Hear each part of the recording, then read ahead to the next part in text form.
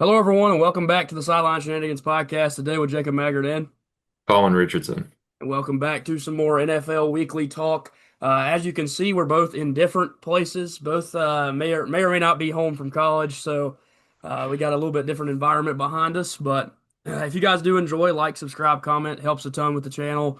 And we'll obviously dive right into this. Got some really fun games to talk about, and we'll start off with this Thursday night football game. Crazy one. The Bills end up dropping a game to the Texans, and first of all, the Texans put themselves right back in the conversation to win the AFC South. The Colts have started losing football games, and now the Texans and the Jaguars, truthfully, are both kind of, like you said with the Steelers and the Ravens, kind of nipping at the heels. Like, we're right there, we're behind you, we're catching up to you. And so we'll see what happens with those two teams. I think it'll be interesting. But to talk about this game, the Bills, they lead in every stat category that's listed on the screen: passing yards, rushing yards, and receiving yards. But the biggest issue is the Texans have 8 sacks in this game, which is just absolutely absurd. The Bills cannot block for Josh Allen. He's getting under pressure constantly.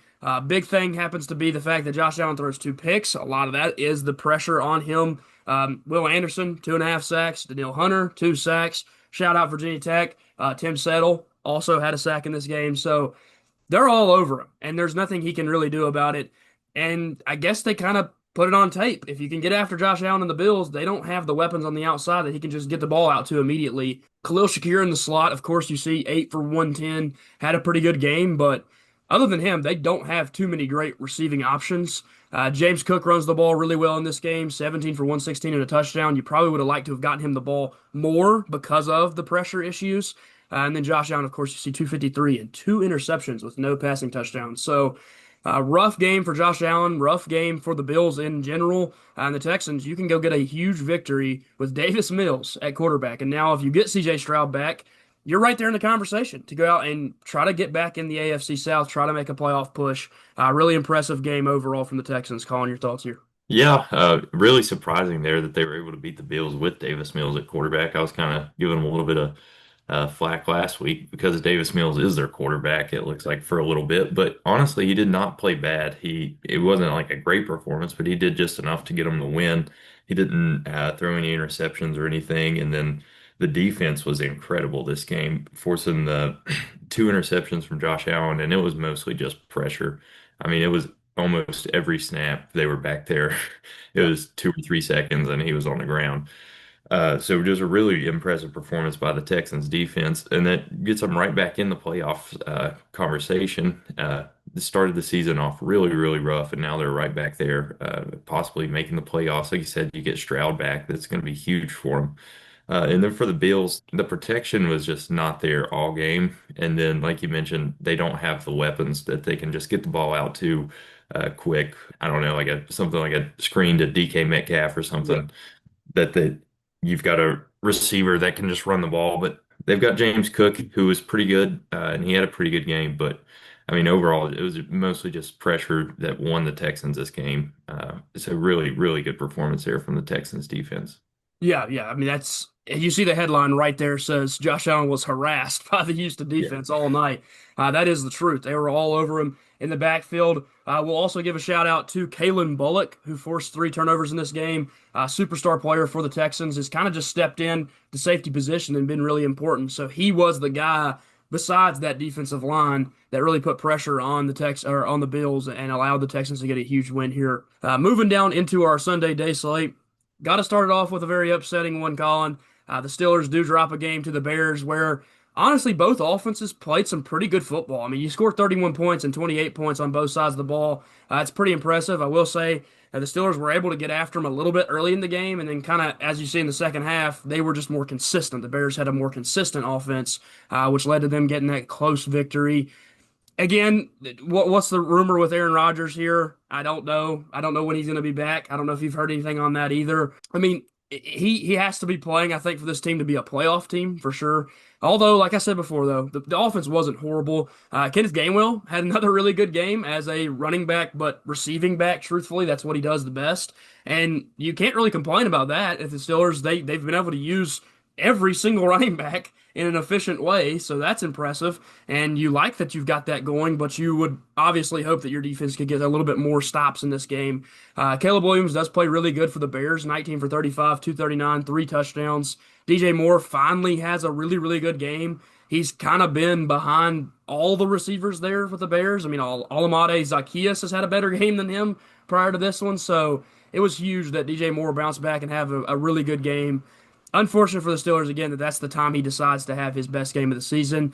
Again, if you're the Steelers, you're going to hope that your defense bounces back. They haven't been bad this year. They've played really well at times. Heck, they won them the game last week. So if you can get your defense back into shape and get Aaron Rodgers healthy, I think the Steelers have plenty of a chance to make the playoffs. As you see, they've struggled a little bit on the road and done really well at home. So get back in that home field advantage. You still have those big games with the Ravens down the road that you could win and catch back up in that division. But it'll be interesting when we talk about them later on and how that division's kind of playing out. Your thoughts here? Yeah, the offense, one of the touchdowns this game was TJ Watt sacked Caleb Williams in the Yeah. end zone, and then Caleb fumbled. He was trying to get rid of the ball and fumbled.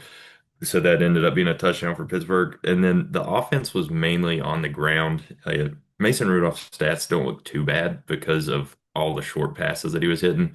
But anything they tried to throw downfield, it just was not there at all. It was actually his first pass of the game was a deep pass that got intercepted. So I was like, oh, this is going to be a long game.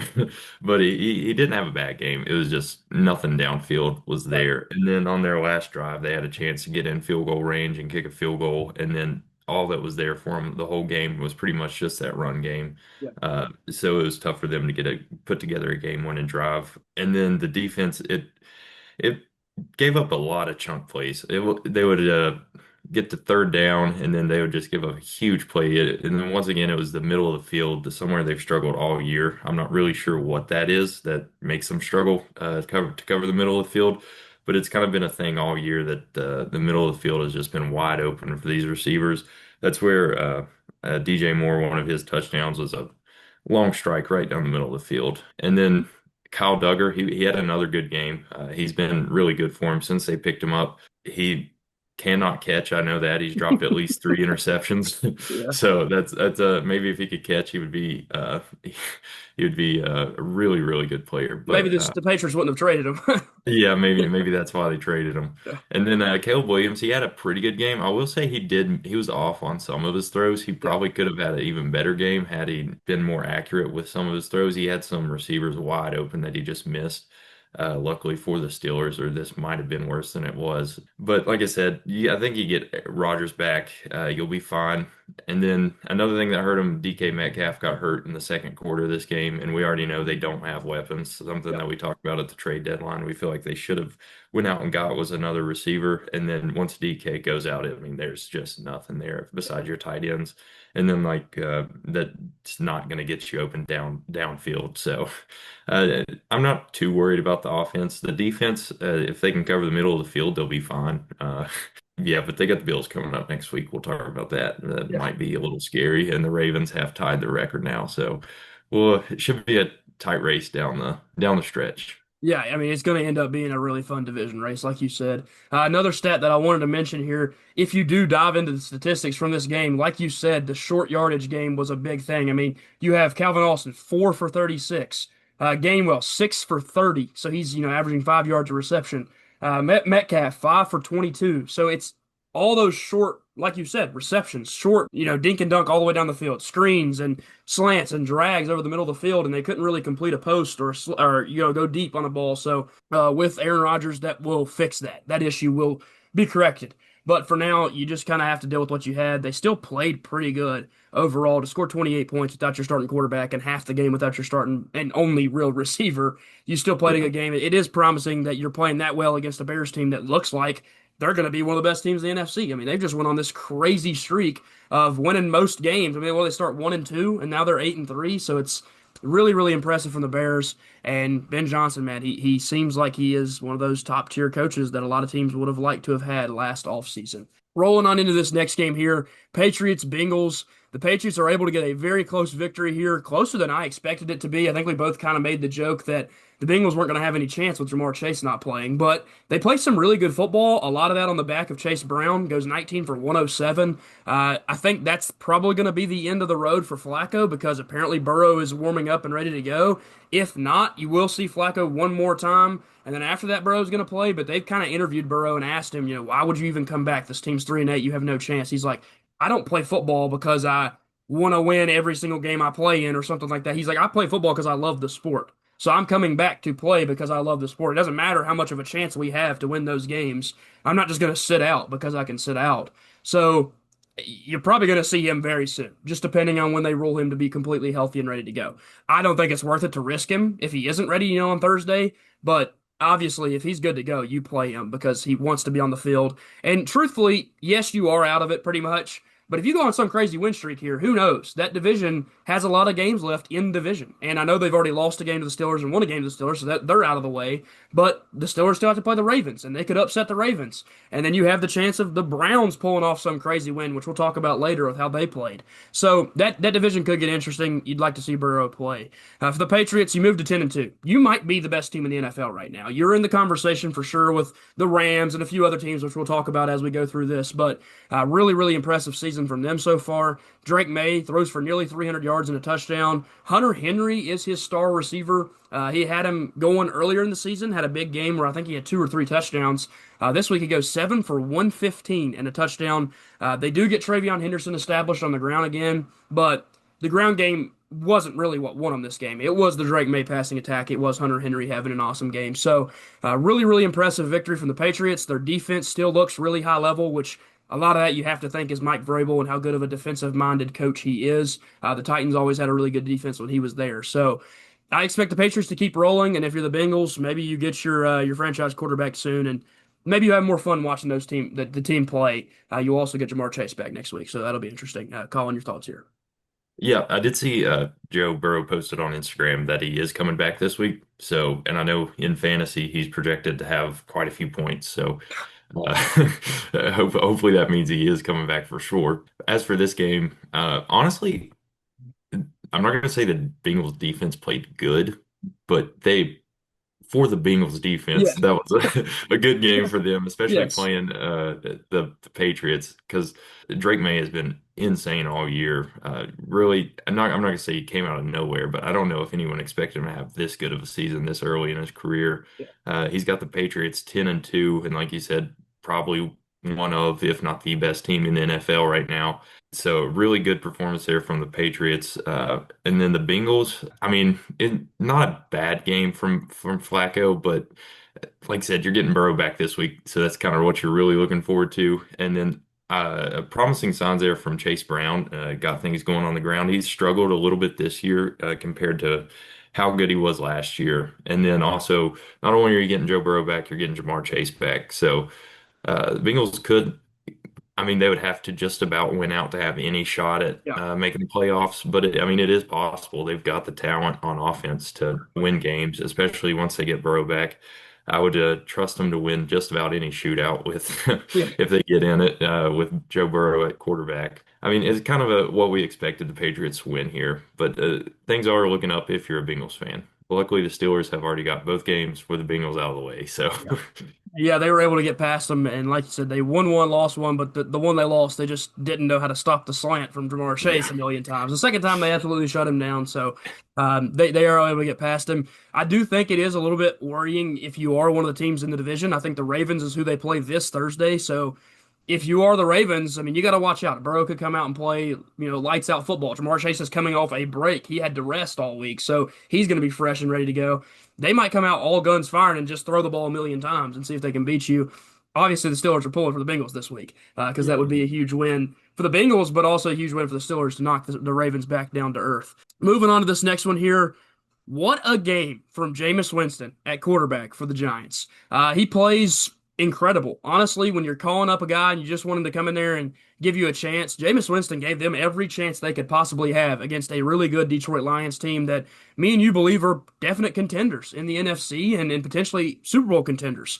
With the Giants playing the way they did, it wasn't their defense in this game, which is kind of how they've been in most games this year. The defense, it's hard to stop the Lions. I mean, it's been proven time and time again. They have talent at every position on the field, so it's really hard to get off the field against them. But when your offense can match them and score like they were, again, on the back of Jameis Winston, who has 366 passing yards and only 18 attempts, that is a Jameis Winston stat line if I've ever seen one, two touchdowns, and then he catches a touchdown. And it is one of the craziest receiving touchdowns you will see because Gunnar Olszewski, I mean, look, the play's blown up. I mean, he's about to get sacked off the little pitch back to him. He decides to step up in the pocket like a quarterback, launches that thing out to Jameis Winston. Winston catches it, breaks a tackle, and scores a touchdown on one of the craziest plays you will ever see, especially from a quarterback playing receiver. And then he hit the Heisman pose. So, I mean, Jameis Winston is a classic. He is good for football. This guy is so fun to watch play the sport. So, if anything, if you're a Giants fan, you probably had a lot of fun watching that game. And even though you're not getting to watch all your superstar young players on the offensive side, you at least got to enjoy football this week because Jameis Winston gave you a shot. Wan'Dale Robinson is in the top 10 in NFL receiving yards right now. So what a season from him. That's a really big boost for the future of the team. If he can be your slot receiver and you have Malik Neighbors coming back, and then you go out and add a receiver, which is kind of a rumor that they're going to draft one, what a receiving core that could be for Jackson Dart next season. To give some love to the Lions, of course, they won the football game on the back of Jahmyr Gibbs, who breaks off a 65-yard rushing touchdown in overtime. And, dude, he took off. I mean, he just took off on that play. It didn't look like anybody could catch him. Goes for 219 yards on two touchdowns on 15 carries. He's averaging like what, 14 yards a carry. It's Right at unbelievable. 15, yeah. I mean, it's unbelievable. It's really, really crazy how good he was in this game. So, really, really impressive from the Lions. Jared Goff didn't even have to have an incredible day because of Jahmyr Gibbs, and they're getting healthy still. You get Laporta back hopefully soon. And again, he's wavering. He's teeter-tottering on the line of can he play or can he not play. Amon-Ra, of course, had his injury a few weeks ago. He comes back and has a pretty solid game here. So they're getting healthy, and they're still really, really scary. I think their defense is better than giving up 27 to the Giants, but when you're playing Jameis Winston, anything can happen, literally. Colin, your thoughts here? Jameis is just so fun to watch. I remember like 2 years ago, maybe last year, when he was on the Browns and he came out and gave his speech before a snow game.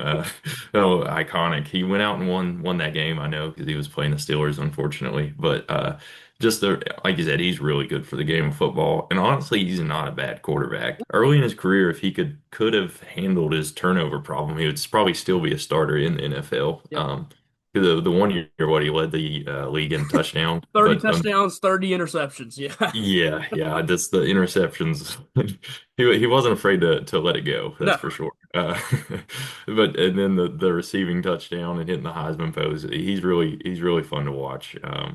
And then the Giants. I mean, you can't be too mad about this. You played the Lions, who were last year were a game away from going to the NFC Championship, and then this year they're 7-4, struggling a little bit, I would say, down the stretch, a little bit more than I would think they would right now. They would be like one of their top teams, like 9-2 or Yeah. something, but still not a bad season from the Lions. And then Giants are 2-10, so you can't be too mad about it. And then Wan'Dale Robinson. He's been really good for him, especially since Malik Neighbors has gone down. He's kind of stepped up as their number one. Yep. So that's good for the future once you get Malik Neighbors back. And then you have Wan'Dale Robinson kind of established now. You kind of have two receivers. And then if you go and draft one, that's something that Jackson Dart can really look forward to next year. And I think the Giants next year could be a team to watch out for, make a playoff push for the first time in what seems forever for Giants fans. Yeah. And then for the Lions, like you mentioned, I think the defense is better than giving up 27 points to the Giants. But like you also mentioned, Jameis Winston, anything can happen. You never know with him. He's kind of a wild card anytime you play him. So not bad there from the Lions. And then the offense is going to get even more scary once you get Sam Laporta back. So good win there for the Lions. Yeah, yeah, really impressive victory. When you're able to get it done, it doesn't matter who you beat. It's the Yeah. NFL. So any win's a win, and you take your win and you move on. And then again, they're going to play a pretty fun one here soon, which we'll talk about when we talk about the schedule. Moving on to our next one here, Vikings taking on the Packers. And this was a performance from the Packers defense, specifically that man, Micah Parsons, who played his hind end off. And then you look at Emmanuel Wilson stepping in for Josh Jacobs and has an incredible day. Overall, really, really impressive performance from the Packers as a whole, 23 points to 6. And then we talk about it with, J.J. McCarthy and 9. Woo! It has not been fun to watch him play if you are a Vikings fan. He has really struggled. He's not been as good as he was supposed to be. And again, you got to give the guy a little bit of a break. It is technically his rookie season. He is coming off an injury in this season. So he's got, the ACL tear from last year, the injury from this year. So it's really hard for him to be a great quarterback and just step in and take over. But man, he's got weapons. And there's a lot of guys you put in this situation, they'd probably be doing a lot better. The weapons that he has are really, really good. You could argue they're some of the best in all of football with Hawkinson, Jefferson, Addison, a lot of guys that can get out and make plays for you. Again, looking on the Packers side of the ball, Jordan Love doesn't have to do much because of the defensive performance and the great rushing attack from Emmanuel Wilson. He gets in there on the ground 2 times, and Love, again, 139 yards, nearly half of it going to Christian Watson, who's been a really nice piece to get back from the injury he had. He's kind of stepped in as the wide receiver one, which the Packers don't really have a wide receiver one. That's kind of the joke they've always made about the Packers is they have 7 wide receiver twos and they don't have a wide receiver one. Well, Christian Watson stepped up since returning from injury and been really good. I don't know yet if you consider him a wide receiver one, but moving forward, that's who they're going to target the most. Again, when you look at the Vikings, this is just a really, really awful performance. 6 points, and you have completely eliminated yourself from the playoff conversation at 4-7. I think, 4 weeks ago when they had Carson Wentz starting, me and you talked about it that defense and that home field advantage and stuff like that maybe could sneak them in the playoffs. I think now it's pretty obvious they're not good enough. Overall, if you're the Packers, got to keep it rolling because 7-3-1, you're still towards the top of the NFC, but the top of the NFC looks really good right now. And there's a lot of really good football teams. So you got to keep playing at this level to the Vikings. You want to see McCarthy improve, but the season's probably over. Your thoughts here?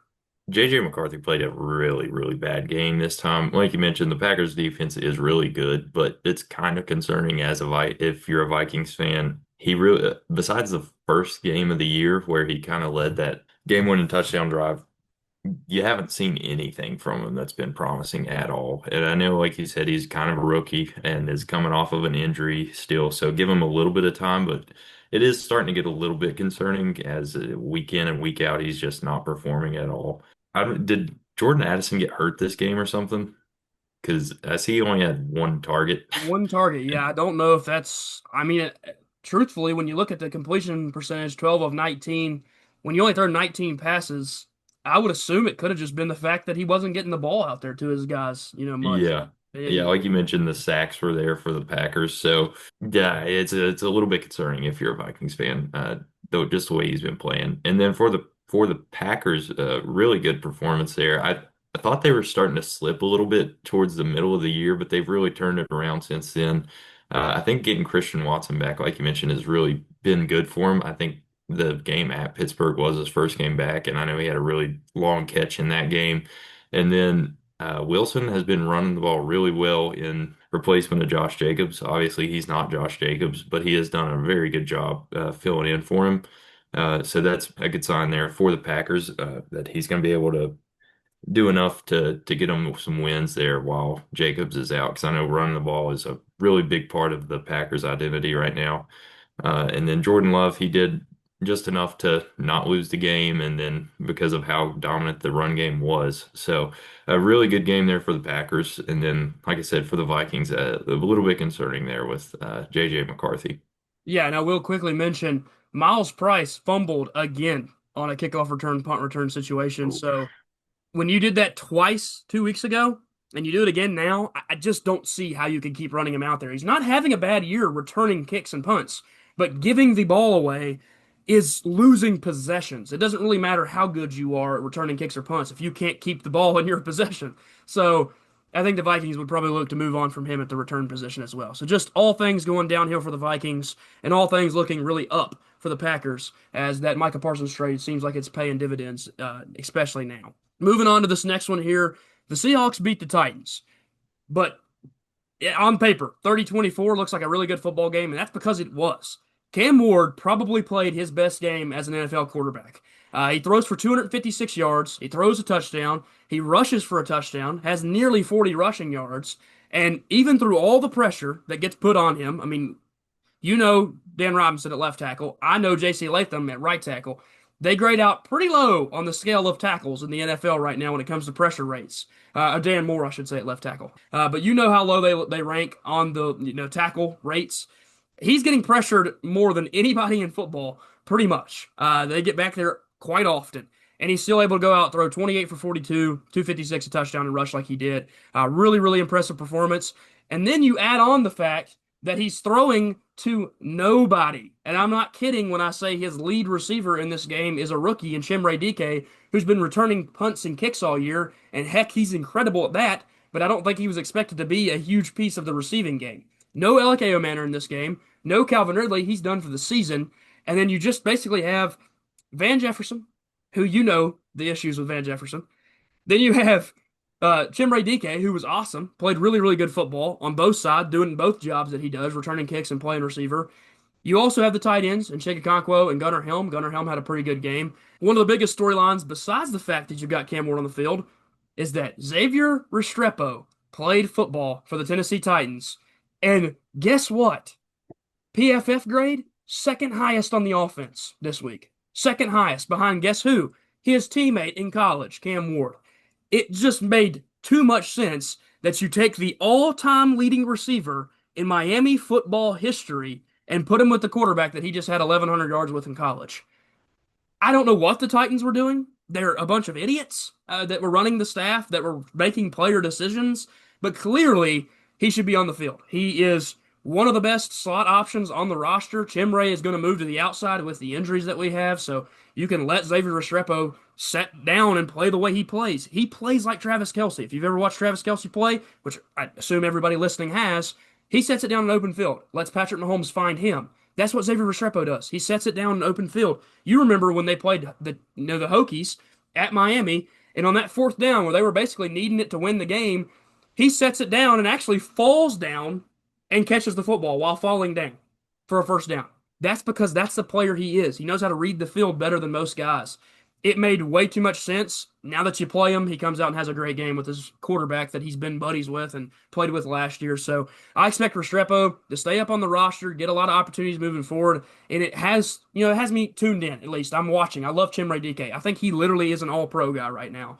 He is the best return man in the NFL. He's on pace to break the all-time all-purpose record, which is absurd as a rookie. So home run draft pick there with him. I think you finally saw the talent that Cam Ward really has with, a few weapons out there. And heck, you got an undrafted free agent receiver who graded out as the second best player on your offense. Moving forward, there's a lot of hope with a lot of those young guys. Now to move over to the Seahawks side of things, Sam Darnold was incredible. Sam Darnold looked like Sam Darnold again. We told you that he wasn't going to throw 4 interceptions every week, and that's just a bad game from him. Jackson Smith-Njigba, I think we talked about it, how he was going to absolutely torch this offense or this defense.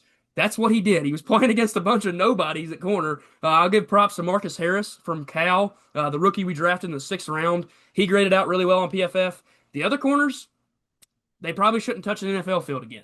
Pretty rough performance from those guys. Smith-Njigba goes 167, 2 touchdowns, looked like the best player on the field. And then Ken Walker doesn't find the end zone yet again for you. I don't know if you had him playing, but he does rush at least decently well with 71 rushing yards. But overall, this is exactly what I want to see from the Titans. This is 2 weeks in a row where there's been some really positive Cam Ward moments, and there's been things that are in the positive direction of rebuilding the franchise and making it look better for the future. But also, you still lose the game, which helps you keep that number 1 overall pick, which is literally more valuable than anything right now. You want to hold on to that because there is 2 quarterbacks that teams will trade up for in this draft coming up. Overall, great performance from the Seahawks and the Titans. First time I can really say this. Great performance. Loved it. Loved everything I saw on the offensive side, especially. Your thoughts here? Yeah, like you said, the Seahawks are one of the best teams in the NFC right now, one of the best teams in the NFL, and the Titans were able to keep it within 6 points with them. So, really, really impressive performance there from the Titans. I mean, even that they're still playing that hard at 1-10 right now, to be able to stay in a game with the Seahawks is really impressive. Cam Ward, like you mentioned, had probably his best game of his career so far up to this point, and I think a lot of it is because of getting Xavier Restrepo. I'm not sure why he wasn't on the team week one. Yeah, I know. Honestly, he was an undrafted free agent that I mean, I think it was just obvious. It was Cam Ward's favorite target at Miami. I think they already had the connection, and I mean, you get him for pretty much nothing. So I finally the Titans are able to do that. I mean, honestly, I think he'll be on the team next year if Yeah. he continues to play like he did this week. I could see a world where he's starting for him next year. So really good performance there from the Titans. And then for the Seahawks, I think Jackson Smith and Jigba has arguably been the best receiver in the Yeah. NFL so far this year. I think he leads in most categories. This is like kind of, I mean, he was good last year, but he's taking it to a whole nother level this year. It's really impressive. He was pretty much this whole Seahawks whole offense this game. Receiving wise, I think he had 8 of 16, 8 catches, and Sam Darnold completed 16 passes. So it was half of his passes were to Jackson Smith and Jigba. So really, really good draft pick there from the Seahawks a few years back, of course, out of Ohio State. We've talked about that over and over, how those guys just don't miss. So uh, good performance there from the Seahawks, and really impressive there from the Titans, being able to stay with the Seahawks. And really good signs from Cam Ward, I think, rushing for a touchdown and throwing for a touchdown, no interceptions. So really good game from them. Yeah, and early in the season, to add a little bit more to what Ward has done, you saw some of those flashes early on, and then when you saw his receivers go down, I think that's especially when Ridley went down early on in the season, and you had Van Jefferson on the roster. That's when Restrepo should have been called up. Maybe you can argue, yeah, he shouldn't have been there week one just because he was a undrafted free agent. They wanted him to sit in the system, learn the playbook, those kinds of things. But there's no argument that from the coaching staff that he shouldn't have been on this roster. He's clearly one of the better receiving options. He's better than Van Jefferson. I don't get the why even have him on the roster. He's doing nothing for the future of your team, whereas Restrepo could turn into something. And honestly, the only reason he went undrafted is because he pulled his hamstring and ran a 40-yard dash at his pro day and ran a 4.7, and it was really bad. Well, guess what? If I pulled my hamstring, I'm running a 8 something. So, okay, he ran a 4.7 with a pulled hamstring. It's pretty impressive to be able to do that. I mean, he ain't going to be a kill you with his speed. He ain't going to do it. He's going to run like a 4.6, 4.5. I mean, he's just not going to do that. But if you watched him play at Miami, who happened to be a top 10 team for most of the season last year until they lost the cold weather games that they can't win, he was playing really well. He had over 1,000 yards in college. He played with a quarterback that went number one overall, and that was his favorite target. How do you think Cam Ward had such a good year? So to me, it made way too much sense. And it's like sometimes I question some of the decisions that these front offices make. But obviously, things have been solved. We put our receiver back in there, and Ward had an awesome game. So it does give me things to look forward to for the future.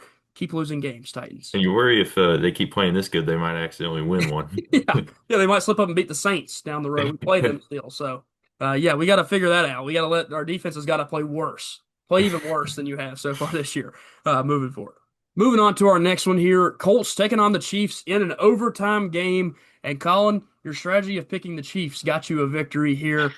They do it late though. They did not look like they were going to win this football game, and they score 11 late points in the fourth quarter, and then get it done with a field goal, his fifth of the day from Harrison Butker in overtime. Really, really impressive performance from him. They've had some kicking issues last season, but Butker's been a lot better this year than last. And with the Colts, of course, they kind of have started falling off a little bit. They've started losing some games. They figured out that other teams have figured out the strategy that if you shut down Jonathan Taylor and don't let him just go off, that you can control this team. You can contain this team. Make Daniel Jones beat you, not Jonathan Taylor. That's what the Chiefs did. They let Jonathan Taylor, they held him under and didn't let him do much. And Daniel Jones doesn't have his best game. Again, offensively, they only scored 20 points. With the Chiefs, Mahomes throws 29 for 46, 352 yards, but doesn't find the end zone a single time in this game with the one interception. Really good performance overall passing. You'd like to find the end zone, though. Kareem Hunt, maybe they don't need a running back. 30 for 104. That is some workhorse type stuff right there. And a touchdown on the ground. And then the biggest addition that this team got is getting Rashee Rice back. If they didn't have this guy, they probably would be a team that misses the playoffs this year, which is insane to say. But they've won a lot of these games because of how well he's played. I mean, he come back and immediately made a difference for this offense. It's really hard to see the Chiefs not make the playoffs, but a guy like Rashee Rice was that important. Travis Kelce is still playing some pretty good football. He's actually had a resurgent year, which is honestly kind of weird that they're 6-5 on the probably the best season Kelsey's had in the last 3 years. It just shows you the deficiencies they have at other positions. And maybe the Spagnuolo rumors of him taking a coaching job has kind of limited their defense, and it's not been as good as it could be as well. And he's always kind of shut those down. And then this year he's really in the rumors, and he hasn't shut it down. So it'd be interesting. The Chiefs could lose Spagnuolo, who is a huge piece of that team, probably the most important piece of that defense. And then, of course, offensively, they get things going. Again, for the Colts, Daniel Jones doesn't have a bad day, but doesn't have his best day by any means. And Jonathan Taylor was kind of held in check. He didn't have an unbelievable day. And when he doesn't have an unbelievable day, you can beat the Colts. That's been proven time and time again. Your thoughts here? Yeah, like you mentioned, you shut down Jonathan Taylor, you kind of shut down the Colts. Daniel Jones, he's not been bad this year, and a lot of that is because of how good Jonathan Taylor has been. He's not had to win them games, and then I think the 2 or 3 games that Jonathan Taylor has been shut down have been the games that the Colts have lost. And I think that is because Daniel Jones is not going to go out and win you games by himself. He's going to do it on the back of Jonathan Taylor, and the Colts are going to do it on the back of Jonathan Taylor. And when he's shut down, like I said, the Colts are kind of shut down. That's been their losses this year. When Jonathan Taylor goes off the Colts, I don't think of loss. The Chiefs did a really good job defensively of shutting him down.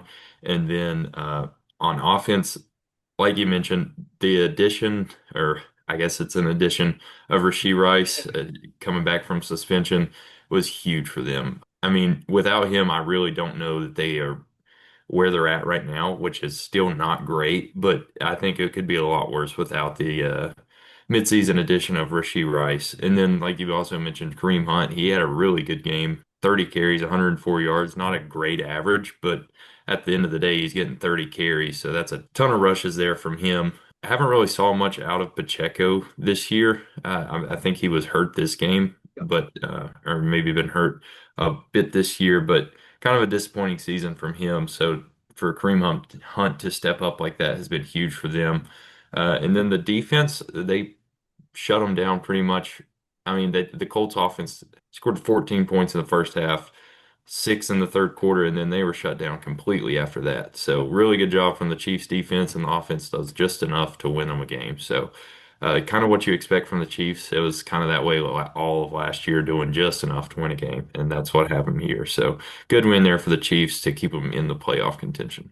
Yeah, and I will quickly mention there is some concerns with the way Sauce Gardner has played since stepping into this Colts off or defense. Being the number one guy, he's covering Rashee Rice a lot of this game.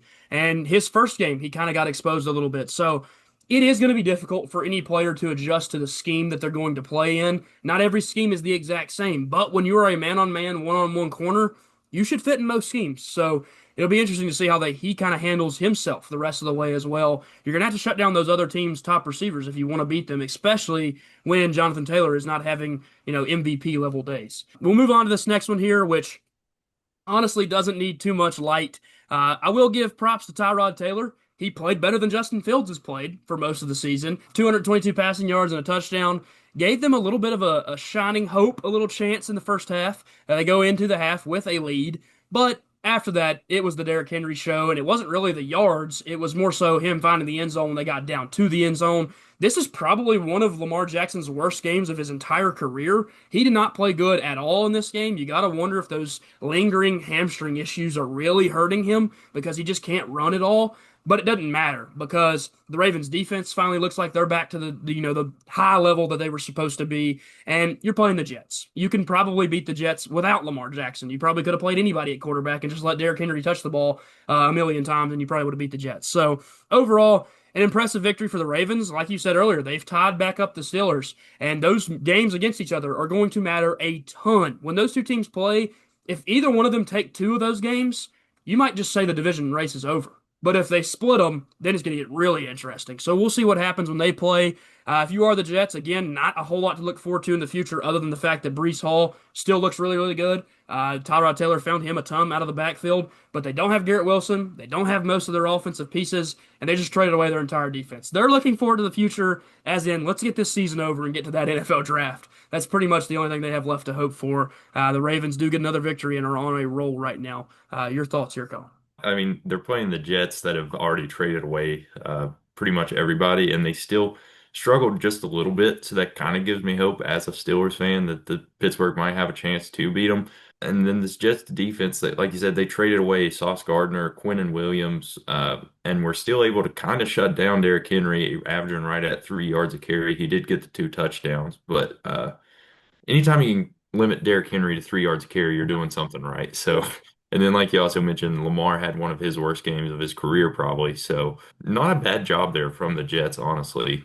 If they had any offense at all, it probably would have been a really close game. Tyrod did step in and have a better game than probably Justin Fields has had all year. Yeah, Because he was not afraid to push the ball downfield. I mean, what does he have to lose at this point? exactly. He's going to be a career backup at this point, no matter what. So, not a bad game there from him, making the most out of the chances he gets. So, and then Brees Hall, he's pretty much all that's left on this team. Him and Garrett Wilson. He had a pretty good game. 4 catches for 75 yards is really good. Yeah. So, I mean, some promising signs there from the Jets. Obviously, this is not going to be your year. Maybe not even next year, but you still have some pieces that you can build around. Right. And you have those 5 first-round picks over the next 2 seasons as well. That's why I think it was such a big deal that they made those moves. It was the right time to do it. They made a good decision as a franchise. And if you're a Jets fan, that's all you can hope for is they make these, forward-facing future decisions and not think about now because you're not going to win now. Another stat that I have to mention, Derrick Henry has officially moved into 12th all-time in rushing yards, passing Marcus Allen, Edgerrin James, and Marshall Faulk during this game. All he needed was those 64 yards to pass those three guys. So Derrick Henry is starting to get in that conversation where if he plays 2 or 3 more seasons, he could literally be the greatest running back to ever play the sport. Obviously, I have a jersey in the closet. It's my favorite player to ever grace a football field. So I'm going to pull for him to do that, even though he's in a Ravens uniform. I hate the Ravens. You've heard me call them the Ratbirds more than once in this podcast. But I love Derrick Henry. He is my all-time favorite player, so I hope he keeps doing well. Truthfully, I think the rushing touchdown record, he will break that record. He is already in the top 5 all time in rushing touchdowns, so he's closing in on that one. 2 more in this game definitely helped him out to try to chase down Emmitt Smith, who I think is the leader in both of those categories because of his longevity as a running back in the NFL. We'll move on down to this next one here. Browns taking on the Raiders. And I believe I picked the Browns in this one because I said if Myles Garrett can beat a lot of I said that if he was on a lot of teams, he could beat other teams with how good he was. The Raiders are one of those teams that I think even the Browns, he could beat the Browns. And that's truthfully, or beat the Raiders, I should say.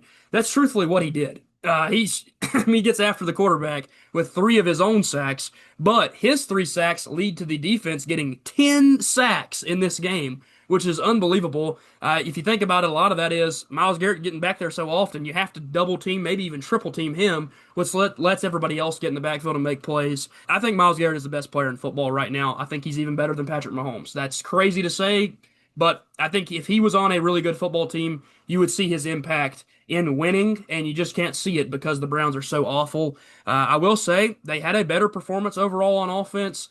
Shador Sanders has a couple really nice throws, makes a really good play early in that game when they score their 14 points in the first quarter. But there was still some inconsistencies from him as a quarterback, but 10 times better than last week. 10 times better. I mean, last week was a really, really bad performance. So that, you mentioned, I think, when we talked about it, he probably didn't have practice with those guys all week. And so now he got an opportunity to do that. I think there was still some of those moments where you see why he wasn't picked as a backup quarterback, which is kind of what he was supposed to be. The arrogance coming into the game. He says, I think it was a quote that, like, they're what I needed.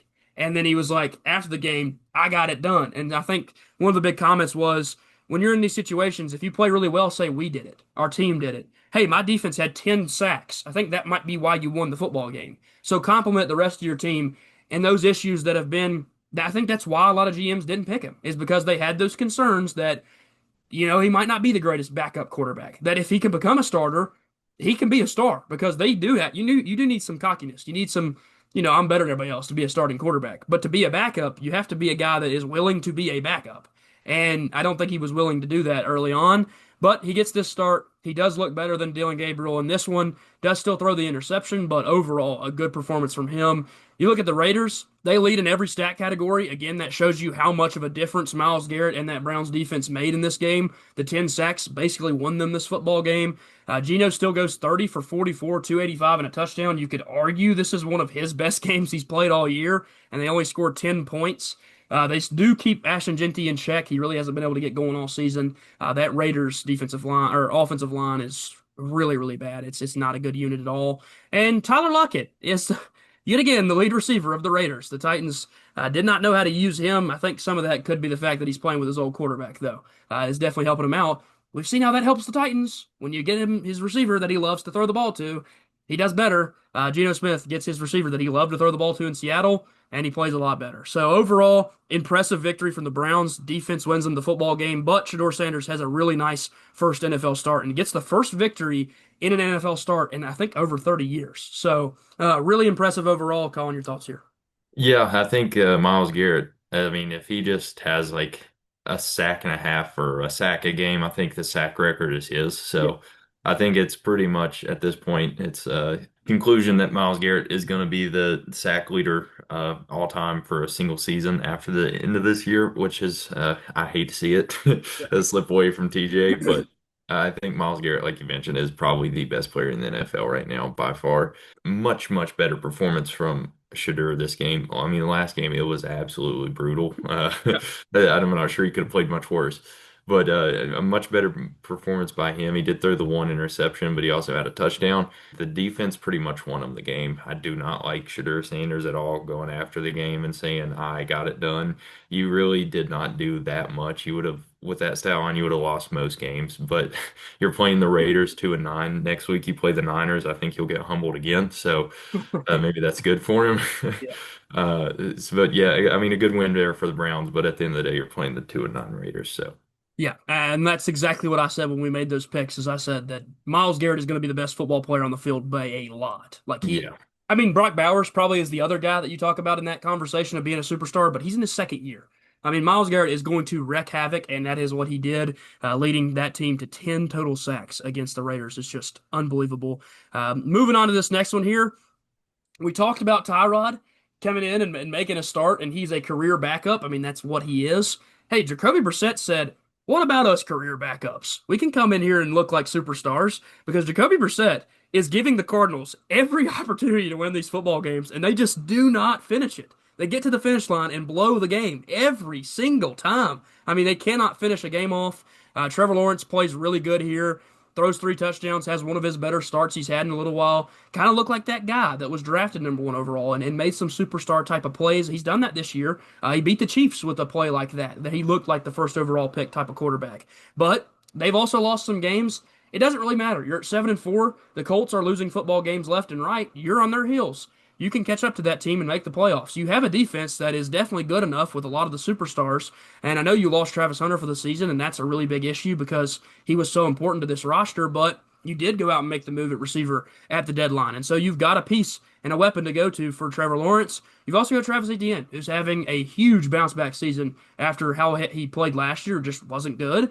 He's been really good this year. He catches passes out of the backfield. He also has that connection with Trevor Lawrence. They played together in college, so it helps out to have that. Man, is there a reoccurring theme here of guys that played together in college succeeding in the NFL? Man, I wonder why the Titans couldn't see that. It is interesting to watch these two guys have that connection that they've built. Cam Little also bangs in the final kick. He is a monster. The dude has the best leg in the NFL right now for sure. Of course, now holding the all-time NFL record. Again, anything to write home about if you're the Cardinals? I think you might have found your quarterback. Jacoby Brissett has been incredible. There is really nothing more you could ask for. He is throwing to guys like Michael Wilson and leading for a 10 for 118. I mean, again, if you get him Trey McBride fully healthy, which he is right now, and you keep that together next year with a fully healthy Marvin Harrison too, I, I think he might be your quarterback next year. You might deal out little man Kyler Murray if you can. I don't know what will happen there. It's going to be hard to trade Kyler Murray because of the contract, but there's definitely teams out there that need a quarterback that would maybe make that move. And if you're not going to trade him, you're certainly going to trade Jacoby Brissett and get as much value you can out of him because he's playing the best he's played in his career maybe over the last 7, 8 weeks. Your thoughts here? yeah, I think the Cardinals would be crazy, honestly, to go back to Kyler Murray. I mean, he's not a bad quarterback, No, but the way Jacoby Brissett has been playing has been really incredible. unbelievable. Yeah, I mean, he's been probably a top 10 quarterback Yeah, since the time he started playing till now. He's probably been a top 10 quarterback, which is just crazy that the Cardinals were able to find that in their backup. yeah, I'm not sure what happened between last year and this year for Jacoby, but something clicked, and I mean, it's been really, really fun to watch there for the Cardinals. And then, like you mentioned with Trevor Lawrence, he did have the three touchdown passes. However, he did have three interceptions and a lost fumble, which you can't be doing that. If you're playing anyone but the Cardinals here, that probably comes back to bite you. Yeah. And it almost got him this game as it went to overtime. Like I said, Jacoby Brissett has been really good, and then the connection that he has found with Trey McBride has been really, really good. Ever since Jacoby's been starting quarterback, I think Trey McBride has had at least like 5 catches a game. So I'm really loving that connection as a Trey McBride fantasy owner. And then Michael Wilson kind of comes out of nowhere. And then, like you mentioned, you get Marvin Harrison back next year fully healthy, or whenever he comes back fully healthy. Yeah. The Cardinals could be a team to watch if they can build up the defense a little bit. I think they could be a fun team to watch next year if assuming Jacoby continues to play this well. Yeah. And then for the Jaguars, they just keep finding ways to get it done. They're 7-4 now, which is much better than I thought they would have been. So, good job there by the Jaguars finding a way to get a win. Yeah, and you mentioned the three interceptions. You see the headline here. He made some great throws and then made some pretty bad ones. Just about everything in between. That is Trevor Lawrence. I mean, that is exactly how he's played in the NFL. You see the flashes. You see that, hey, he was number one overall pick for a reason. And then you see the flashes of like, did we waste that number one overall pick? So there's some question marks there to be had, but Trevor Lawrence has had his up and downs, and maybe he'll figure it out the farther he moves on into his career. Definitely wouldn't hurt if he had his superstar young player Travis Hunter available. Yeah. Move on to this next one here. Eagles versus the Cowboys, and what was a really fun football game that didn't look like it was going to be one. The Eagles take a 21-0 lead early in this game, and they look like they're going to run away with it. They were moving whatever they wanted to throw. Jalen Hurts throws for nearly 300 yards. He goes to A.J. Brown, 8 for 110. Devonta Smith, 6 for 90. So you had your two receivers, you had your quarterback absolutely rolling. I mean, they had no answers. The Cowboys defense looked awful. It kind of looked like the Cowboys defense prior to the additions of Quinnen Williams and, of course, linebacker coming over from the Bengals. But those issues, they somehow figured them out randomly. Like just second quarter, boom, something happens. A switch flips, and they turn into a super team. I don't know. The defense starts locking in. They hold Saquon Barkley to 22 total rushing yards. This is kind of the worry and the concern that a lot of people had for Saquon coming into this season is it is extremely difficult to follow up a 2,000-yard season with a successful season, not even just a 2,000-yard season. It's incredibly hard to follow it up with even a 1,000-yard season because you are burned your body up so much as the running back, especially with how much they used him. And he looked like that again in this game. Really impressive from the Cowboys defense. A really, really impressive fight back from the Dallas Cowboys. Dak Prescott, again, if this football team was, 8-3 maybe, he would be an MVP candidate. He would be a top three MVP guy with how well he's played this season. He scored on the ground, had a rushing touchdown at the very end of the game where he dove and I swear he almost broke his neck. He landed on his head, but he was putting it all out there, trying to get a victory for his team. You love seeing that. And then the guy who has maybe made CeeDee Lamb look like T. Higgins, and he's the Jamar Chase. George Pickens has had back-to-back games with over 140 receiving yards and a touchdown. Both of those games on 9 receptions. So he's averaging well over 10 yards a reception. There is an argument to be had that George Pickens is currently a top 5 receiver in the NFL. I know that is sickening for you to hear, Colin. I'm sorry for saying that on this podcast more than once. But I cannot believe that the Dallas Cowboys got him for a third-round pick. He is just way too good. I know the concerns of the Diva and him and DK probably wouldn't have worked out, but man, you wish he'd have gave it a chance because he's just so talented, and that's something the Steelers could desperately use right now. Imagine if they had Pickens going for even 50 yards a game. It'd be better than Calvin Austin being your next guy up. So those things are unfortunate.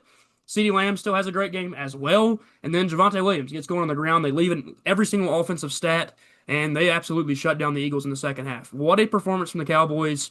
Are they an outside-looking-in playoff team right now? Colin, your thoughts?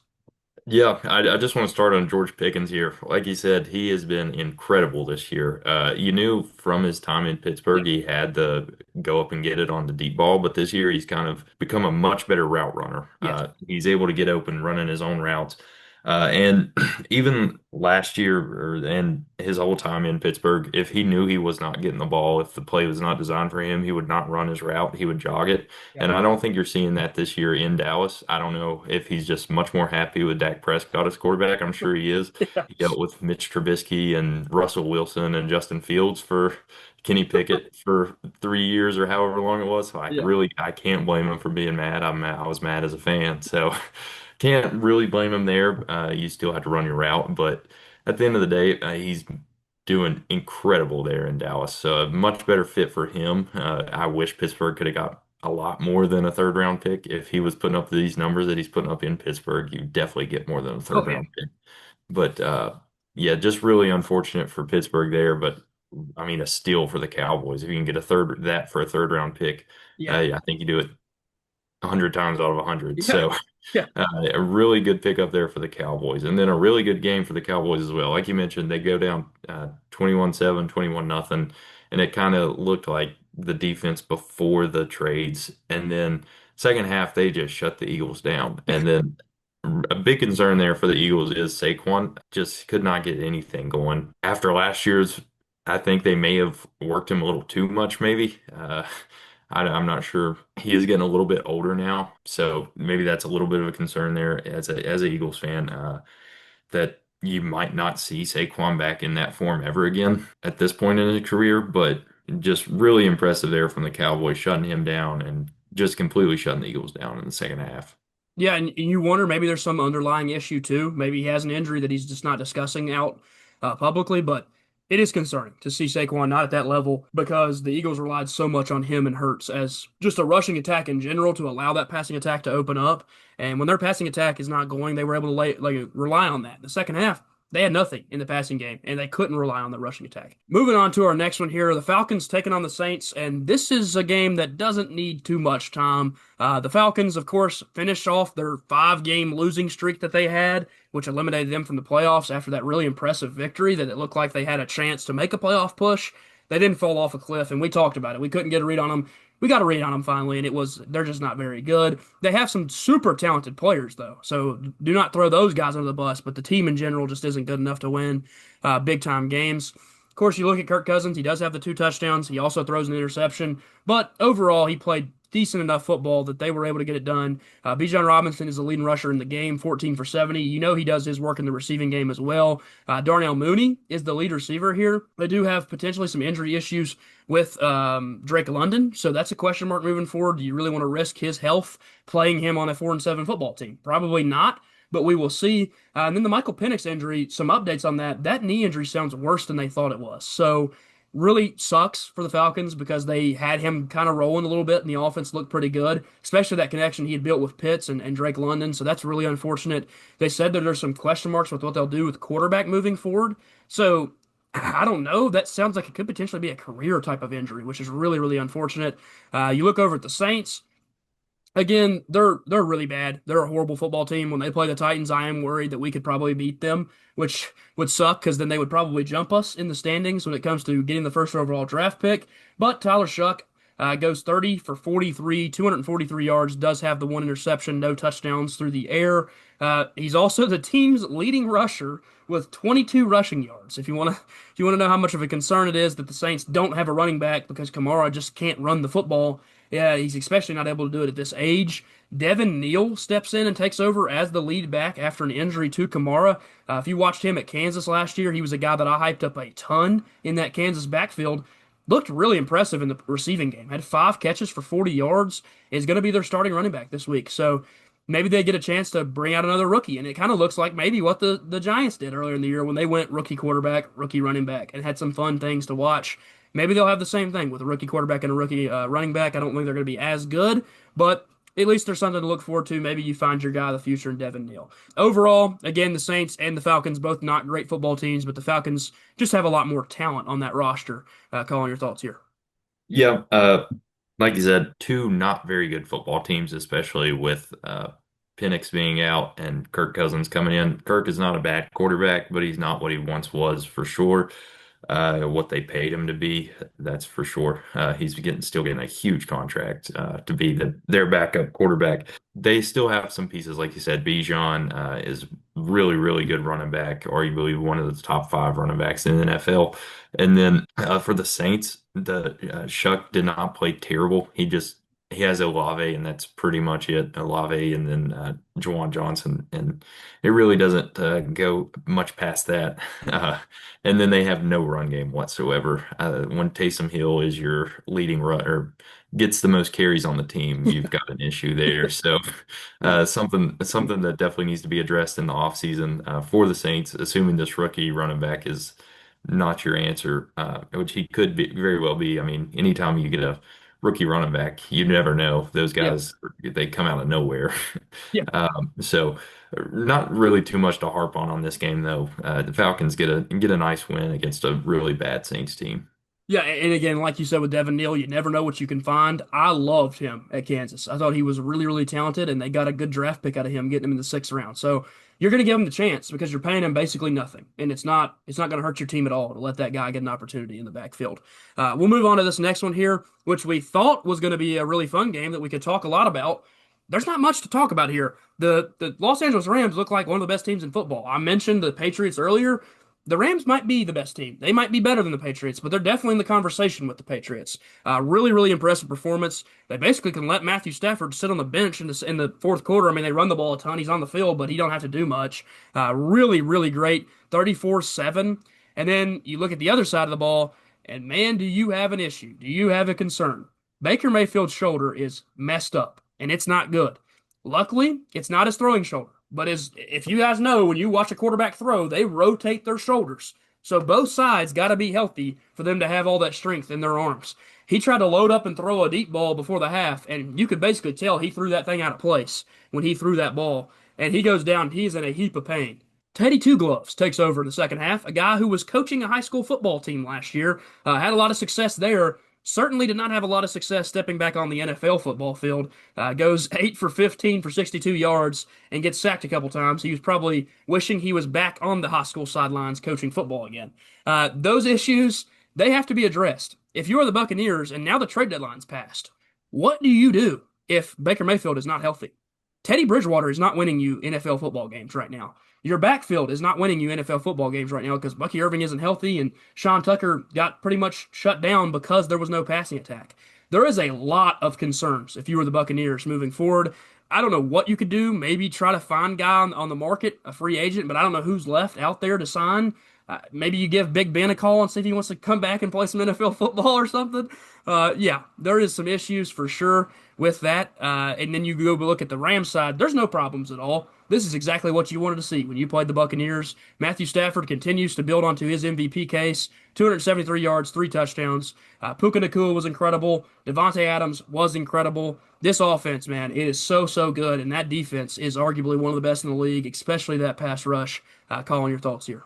Yeah, I mean, this was just like a dominant win for the Rams. It was probably over before Baker even hurt his shoulder. It was already 31-7 Yeah. going into that point. So, I mean, the Buccaneers at this point, I mean, their playoff hopes are starting to slip away a little Yeah. bit if they can't get off this losing streak they're on. So, definitely some concerns there, especially depending on how long Baker's going to be out, because I don't think you win a game with Teddy Bridgewater at quarterback, especially with all the weapons that they've already lost. I do want to mention real quick that I think it's ridiculous what Teddy Bridgewater got released from his high school coaching job for.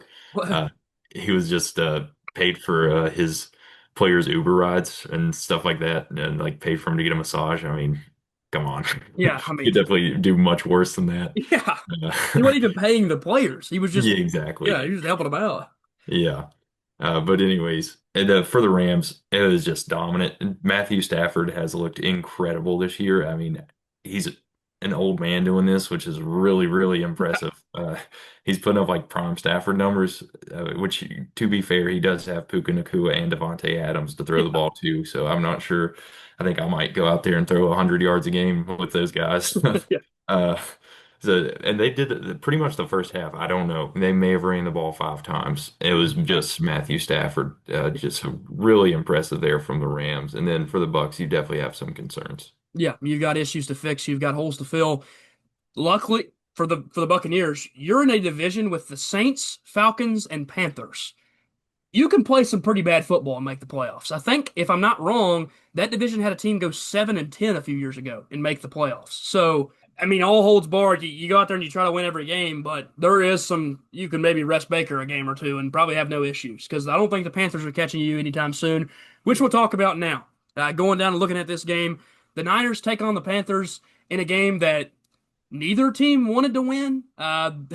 Brock Purdy plays terrible. He played awesome last week, looked like the Brock Purdy we were expecting. Then he goes into this game and he throws three interceptions, two of which were just abysmal. The third one, you could argue, a really good play from J.C. Horn, who I'd harped on in the past, saying I don't think he can be your CB1 on a playoff team. Heck, he looked like it. He looked incredible in that game, made some really nice plays, so that's impressive from him. But with Brock Purdy, I think George Kittle said, after the first one, I went over to him and I just said, "You're good. Don't worry about it." He said, then the second one, I kind of went over and just said, "Take a deep breath, go to the sideline, think about what you threw there, and you'll be all right. You're going to come back on the field and look okay." And they asked him in the press conference, because he didn't address the third one, they said, "Well, what did you say to him after the third one?" He said, "I think Kyle had something to say to him after the third one." So if you want to know what happened in that game, they were getting all over the man Brock Purdy for the performance he had. It was really, really ugly, but it doesn't matter when you have Christian McCaffrey and you have George Kittle. These two dudes are awesome football players. I think that's why we saw Mac Jones have some success, is because Christian McCaffrey can take the load off your back no matter how good or bad you are playing, because he can go for 100 receiving yards and he can go for 100 rushing yards in one game, either or, whichever one you want him to do. Of course, in this game, he kind of splits the load and goes for 89 on the ground and has a good game through the air as well. Has the touchdown. Kittle was great, didn't find the end zone, but he certainly could have. Fell down short of the end zone. So a good performance from everybody on the Niners, not named Brock Purdy. And when you get a victory throwing three interceptions, you just, hey, that game didn't happen. You don't worry about it. You put it in the past. You go out and you play like you did 2 weeks ago, where you looked really good and had 200 yards and three touchdowns through the air. Shanahan will obviously be all over him in practice this week, getting him set up and ready to go for the next one. And if you're the Panthers, they looked horrible. They looked like a really bad football team.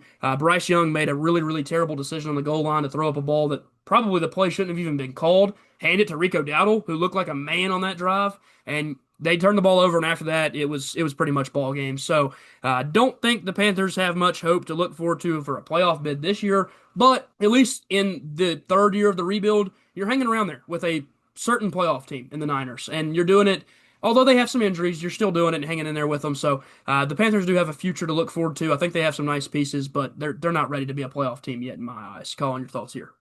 Yeah, definitely not the Panthers' best performance there. I was surprised they only gave Rico Dowdle the ball 6 times. I Yeah. know they were down most of the game, but at the end of the day, your leading rusher needs to have more than 6 carries.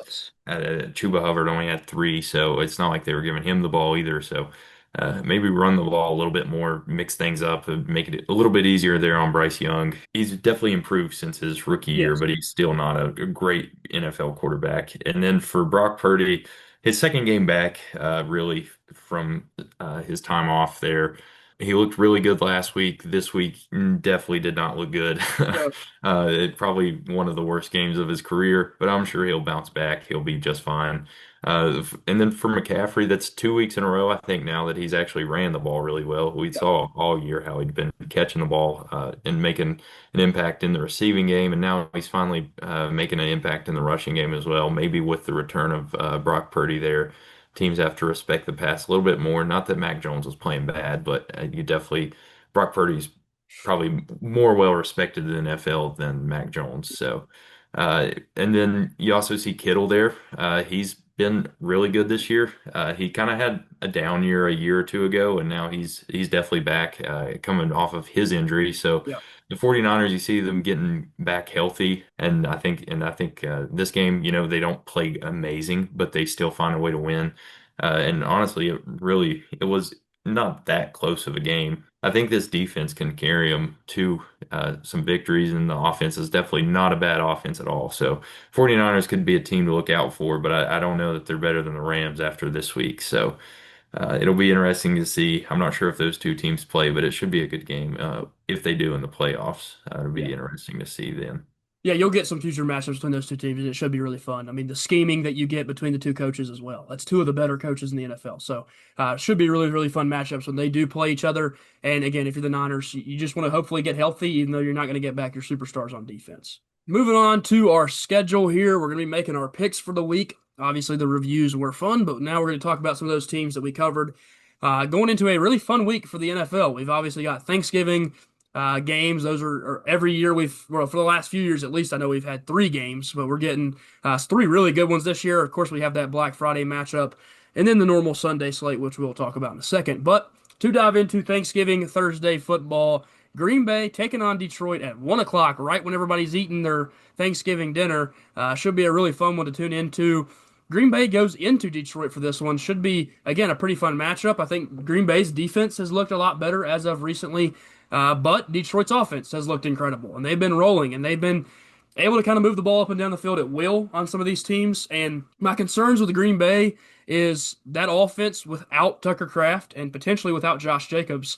It doesn't look like an offense that could probably beat an offense that is the Detroit Lions. However, Green Bay does have a pass rush that could change this football game, but I'm going to side with the Detroit Lions here. I think Detroit is just too good. I think that they pass the ball really well at a high level. I think Jahmyr Gibbs is going to be a superstar yet again, like he always is.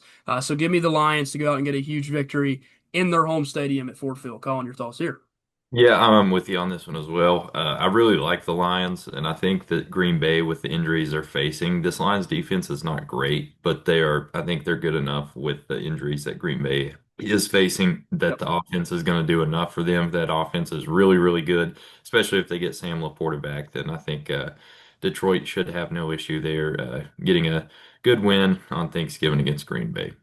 Yep, and moving into this next one here, Kansas City taking on the Dallas Cowboys, who are coming off maybe the best half of football they've played all year, where they absolutely shut down the Eagles and had that game-winning drive. Of course, Brandon Aubrey puts through the final field goal. Kind of a similar situation for Kansas City. They have the game-winning drive in OT, and Harrison Butker puts in the game-winning field goal. So both these teams just got away with three-point victories last week. It should be a really fun one. It makes a little more sense why these tickets are $200 yet again. Like, I mean, 3 weeks ago we had $18 tickets to get into Jerry's World. Now they're $200. So you get the Kansas City Chiefs coming to town. Everybody's going to be happy to be there. But I think Dallas, their defensive issues, the issues that they've had, even in the first half of that Eagles game, they looked bad. They looked like a defense that could shut down and not have a great game. I think those issues are going to come up again potentially. I think Kansas City will get a huge victory here. However, I can see a world where Dallas has the same situation occur where they just fire back up and get going on defense or on offense because I don't know if the Chiefs have enough to stop Pickens and CeeDee Lamb. When they're rolling on all cylinders, man, the Cowboys are kind of scary on the offensive side of the ball. But it is the Chiefs, and they have started to figure out how to win some of these close games lately. So I'm going to take Kansas City on the road here. Yep, I'm gonna go with Kansas City here as well. Still undefeated, when or not undefeated, definitely, but still never picked against Patrick Mahomes, and that's going to continue once again. The Cowboys were able to shut down the Eagles' run game, but the thing is, the Chiefs don't really have one, so that they can go ahead and shut it down. The Chiefs are going to be just fine, Yep. and I think that they'll get rolling. Rasheed Rice, Travis Kelce, Patrick Mahomes. I think the Cowboys defense is just not going to be able to stop it. And I think that the Chiefs may have a hard time stopping Dallas, as you mentioned. And I think it'll be a really good game, but I do like the Chiefs here. Yep. Moving on to this next one. Cincinnati taking on Baltimore in M&T Bank Stadium. This is going to be an interesting one. It does seem like Joe Shiesty is going to make his return to the field. And if Joe Burrow is playing, he's got a chance. Anytime Joe Burrow steps on the field, the Bengals will have a chance. I obviously don't like the Ravens, and it's easy for me to pick against the Ravens, and I'm going to do that right now. I'm going to take the Cincinnati Bengals in the Joe Burrow return game. Jamar Chase comes off of a break. If you have a healthy Jamar Chase coming off a rest, T. Higgins, who could be out for this game, which would be a huge loss, but if he is available, would be a big addition, obviously. But then you have Joe Burrow, and the way Chase Brown's been running the ball lately, he looks like Chase Brown from last year. I think there's a way they win this football game. I still think Lamar has some issues. I think he's still not fully healthy. The way he plays, especially the last 2 weeks, if they were playing better football teams, they probably would have lost one of those games. So give me the Bengals to go out and just throw the ball all over Baltimore and get a victory in M&T Bank Stadium. Colin, your thoughts here? Yeah, I think you are completely correct in saying that the Bengals have a shot here, and I definitely like the Bengals to cover the spread here. I just do not trust the Bengals' run defense to stop Derrick Henry or Lamar Jackson or any receiver that Baltimore doesn't really have. I still don't trust the Bengals to stop them. I think this game, I would be also spamming the over on this one. Uh, I think it's going to be a shootout, and it's going to be a really, really fun game to watch. I think it'll definitely be close, but I like Baltimore here. I think they're just a little bit more talented on the defensive side, or a lot more talented on the defensive Yeah. side of the ball. Where Cincinnati might be a little bit more talented offensively, I think Baltimore's defense is going to maybe stop them maybe two drives all game, but it's going to be enough because I don't know that Cincinnati's defense can stop Baltimore at Yeah. all. So I like Baltimore here. I mean, Watch it be like a 7-0 game now. yeah, your only chance is like Trey Anderson just has the day of his life and gets back there Yeah. and wrecks havoc. But yeah, you probably made the reasonable choice there. Moving on to Friday, Black Friday football on Prime. This ticket price is incredible, $313 to get in there and watch Philadelphia take on the Bears and what should actually be a really fun matchup. I think when this game originally popped up on the schedule, you'd have thought Philadelphia is probably going to win this one, and they're probably going to cover whatever the spread is because Philadelphia is the defending champs and Chicago, they don't look very good. Well, you watch these two teams play, and as of lately, the Bears have played some really good football. Again, they've had a stretch where they've just been able to get it done no matter who they're playing.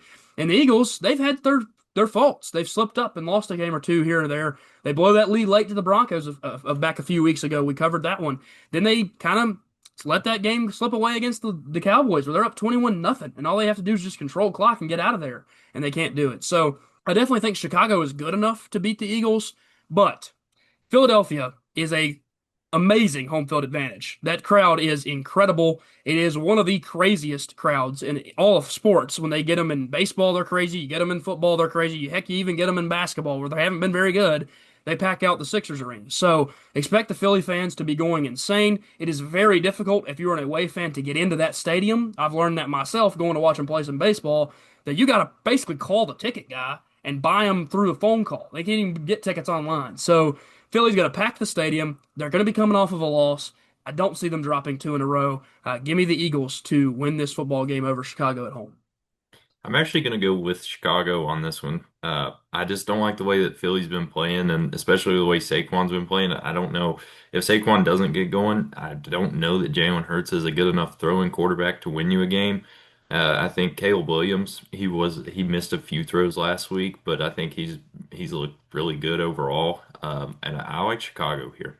Yep, and it should be a really fun one to tune into. Like I said, that Thursday and Friday slate of games Yeah. are going to be really, really good, really fun football to tune into. We'll move on to this Sunday day slate here. San Francisco taking on Cleveland, and what could actually be a pretty fun football game if Shador Sanders plays at least good. You know, he doesn't have to play incredible because Myles Garrett will play incredible. He will be all over your quarterback, no matter who you are. And Purdy showed a little bit under that pressure last week of making big mistakes that if you play a defense like Cleveland, they maybe can capitalize on those, unlike Carolina, who had their issues and inabilities to capitalize.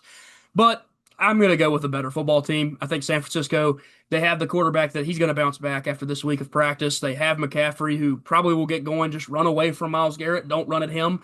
And get Kittle going in the passing game. Those are usually the quick routes, the easier passes to make, so you can get out there and not have to worry about Myles Garrett as much.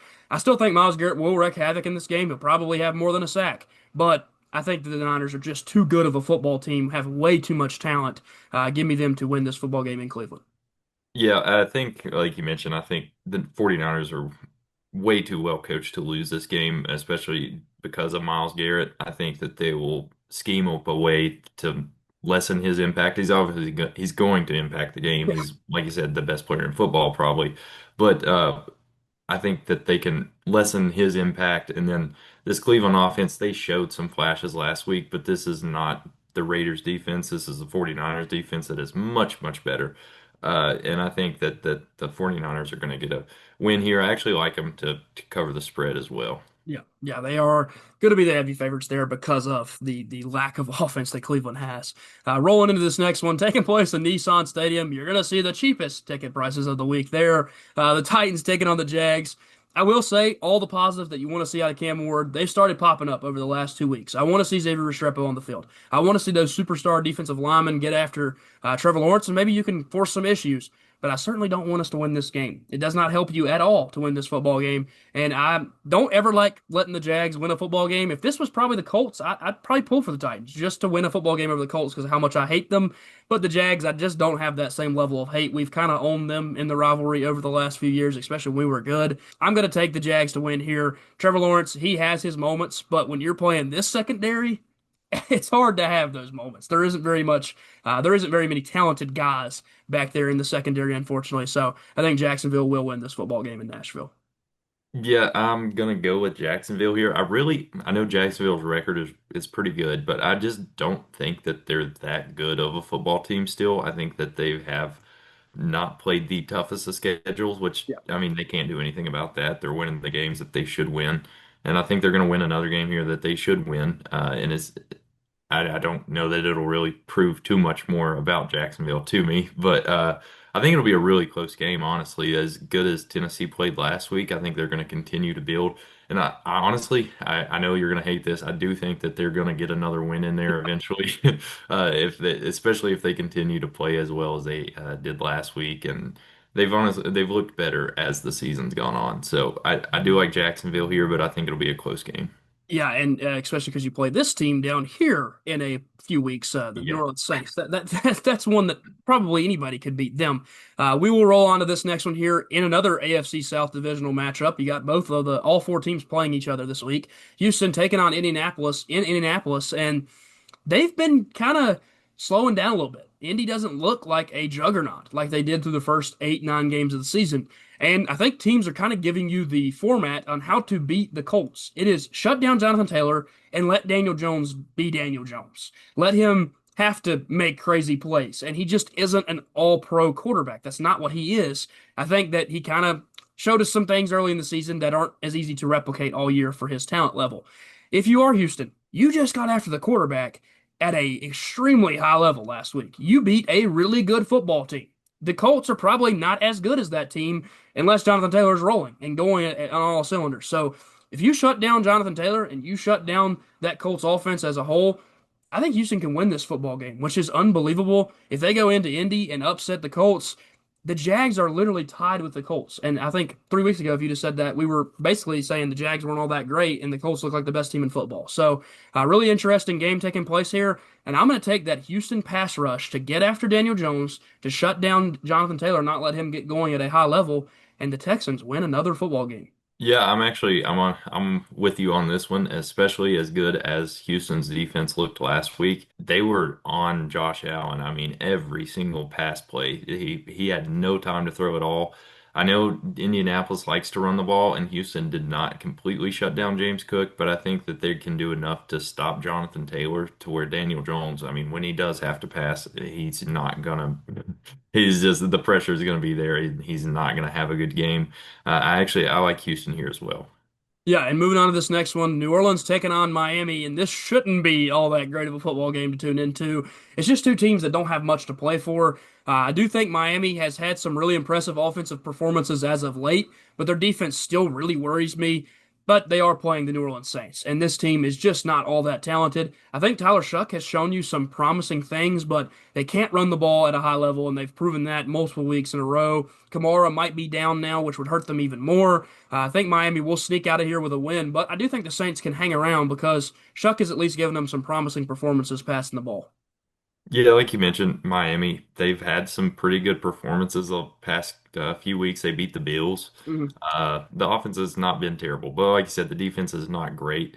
But they're playing the Saints, who really don't have much at all on offense right now besides Chris Olave. So I like Miami here. I think that they'll outscore the Saints here. I don't know. I really don't know what to expect with this game. It's not going to be very good, but I like the Dolphins. Yeah, moving into this next one, Atlanta taking on New York. And there's a world where the Jets could win this football game. Atlanta has some injury concerns. Drake London might not play, and if he doesn't play, your lead receiver could potentially be Darnell Mooney. Kirk Cousins has kind of shown some flashes of being a good quarterback, but also threw a pick last week and looked bad at times. And I think the highlight of this game is going to be the two running backs going up against each other, and Brees Hall and Bijan Robinson. That's two incredible backs. It's two of the top 10, 12 backs in all of football. I think Atlanta just has a better, more talented roster, especially after the trades that New York made. Those concerns with New York's defense and just not being able to stop anybody, I think that could be something that comes into play here. Kirk Cousins is a veteran. He knows how to go against these really bad NFL defenses, and Bijan is going to tear New York a new one. So give me Atlanta to get a victory here in East Rutherford. Yep, I'm with you on this one. I like Atlanta here. I don't think either of these teams are very good, but I do like the Jets. They don't have anything on offense right now, really on defense either. After the trade deadline, they had some pieces. Now they got a lot of first round picks, so Yeah. we'll see in a couple years. But as of now, they're not very good. The Falcons aren't great either, but they do have a lot more weapons on offense, and they don't have a. The defense is not abysmal like the Jets. So I like Atlanta here. Moving on to this next one, taking place in Raymond James Stadium, Tampa Bay at home against Arizona, and we don't know 100% how Baker Mayfield's going to be. If he plays this football game with any limitations, they don't look very good on offense. They don't have the run game right now due to the injuries to Bucky Irving and potentially an injury to Rashad White. He's kind of back and forth in the lineup. The receivers, they're all down. I mean, Chris Godwin played last week, but he only had one catch. So there's concerns with that Tampa Bay offense. And there's no concerns with Arizona's offense. They are high level right now. With Jacoby Brissett playing, they've scored 20 or more points every week. He throws for nearly 300 yards every single week. And Arizona's defense is about as bad as it gets. But I'm not concerned if Tampa Bay doesn't have Baker. If it's Teddy Two Gloves, they got no chance. Give me the Cardinals to go into Raymond James Stadium and beat Tampa Bay and just further hurt their chances at making the playoffs this year. Yeah, I'm actually with you on this one as well. Jacoby Brissett, like we've mentioned, has been incredible since he's got stepped in as their starter. And I think eventually they've got to win one of those games. Yeah. And I think this is their best chance to do it now with this injured Tampa Bay lineup, especially with Baker. Even if he does play, I'm sure there will be some limitations, and he's not going to be a completely healthy Baker. So I don't think he's going to be an MVP level Baker that we saw at the beginning of the year. So I do like the Cardinals here. I think that it'll be a shootout, assuming Baker does somewhat play. If not, the Arizona might be able to handle him Yeah. if Teddy Bridgewater is in there at quarterback because he showed me nothing last Yeah. week. So I like Arizona here as well. He looked like a guy that has taken a 1 year break from the NFL. He didn't Yeah. look ready to play in that game at all. I don't think he was even prepared to have to touch the field this year. So, like I said, they might look at other options as a backup quarterback if they do get the news that Baker's going to miss more than a week or two. Rolling into this next one here, LA taking on Carolina in Charlotte. This is a pretty easy one. LA has the MVP favorite at quarterback. They have a defensive line that is going to cause havoc. And you know what Bryce Young can't do under pressure? Throw the football. He looks pretty rough when he gets pressured, and unfortunately for his size, it's a very big limitation of his. He can't see over his own offensive line sometimes. When you got a defensive lineman in your face the whole game, you can't see over them either. So give me LA to get after Bryce Young, to tear up him in the backfield, and then that offense. It might be the best in the NFL right now, the way that Matthew Stafford is playing with those two superstar Hall of Fame potential wide receivers. Give me LA on the road in Charlotte. Yeah, I think the Rams are probably the best team in the NFL right now. And I mean, looking at the record wise, you wouldn't think that it would be a 10.5 point spread for this game.